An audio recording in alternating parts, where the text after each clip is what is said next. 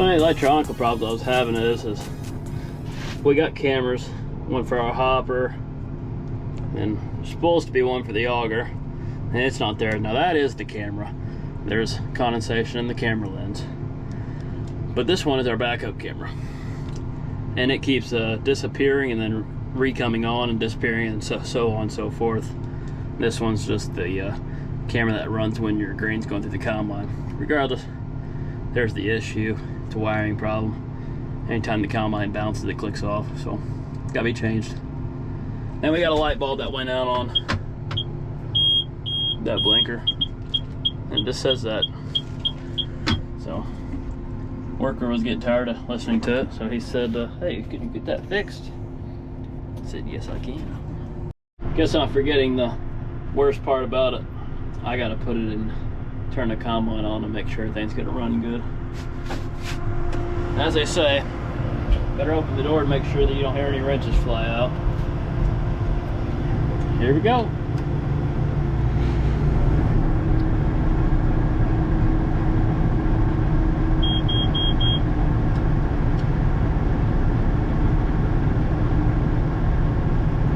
That would be my rotor is not on.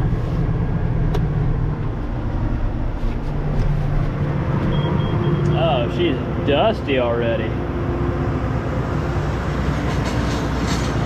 So on corn we run our speed on the low side. We don't want to sit there and run it too fast to where it cracks the kernels. So you can change that. Just coming up here or to the stick here. Sometimes take a little bit of flat.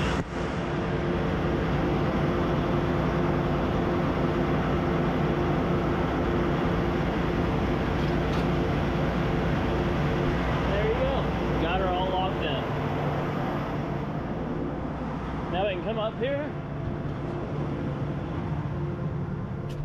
Should be able to crank her on.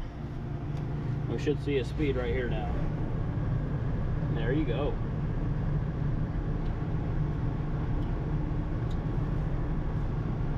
Maybe you want to make sure the feeder house works, which is right underneath the belly. Just kick that one on right there. I don't hear any wrenches. Yeah, beefs at you every time you get out of the seat. It's amazing on Deere's behalf how quiet they got the calves on these combines.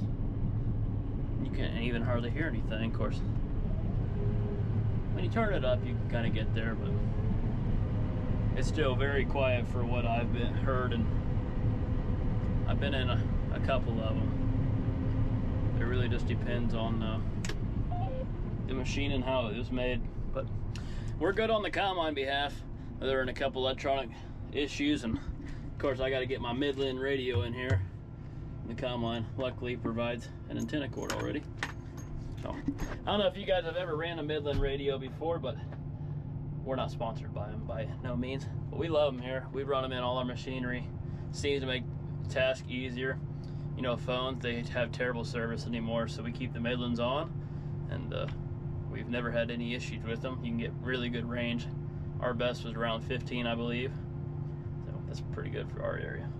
So we run 712Cs. Now this isn't the newest corn head that they came out with, but I think it's most likely the frequent model that everybody runs. They just now came out with the new header style. Regardless, this is the older style. I think we got these, like I said, a couple years ago. So when you're looking at this head, so every row that you're going down, say if a row of corn was here, there, we plant 30-inch row spacing. That's why there's a big gap in the middle. So to follow the row, you'll have a row of corn coming in right here. They call these gathering chains, and they spin like this. This one spins like this, taking it in, and they'll grab that stalk and bring it in. Now, as these are spinning and it brings it in, they call these two plates right here a deck plate. So they say what the width of the stalk is what you want to have this set at. So these underneath here are the rollers, or the knives, whatever you want to call them. They sit there and they spin like this, pulling the stalk down.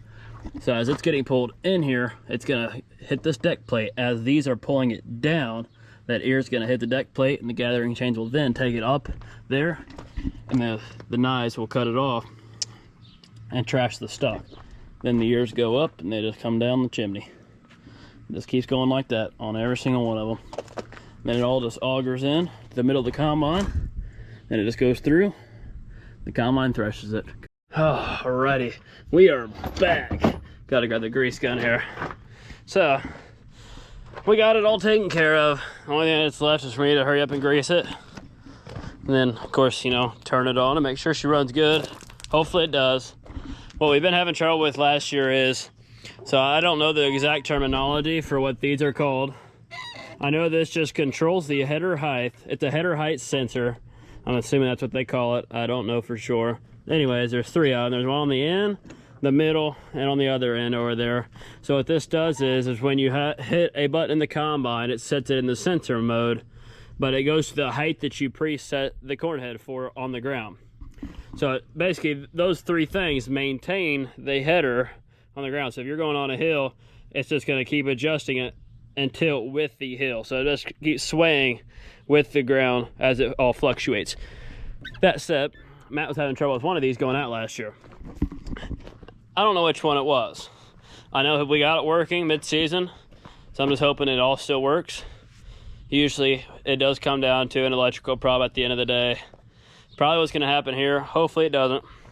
But doesn't look like it, but I put a lubricant on all the chains, made sure they're all tensioned up, checked all the oil. This is where it was. On the newer style, they got a plug, and instead of it being an Allen head, you just sit there and you can use a 4-point. I just use a 3/8 ratchet.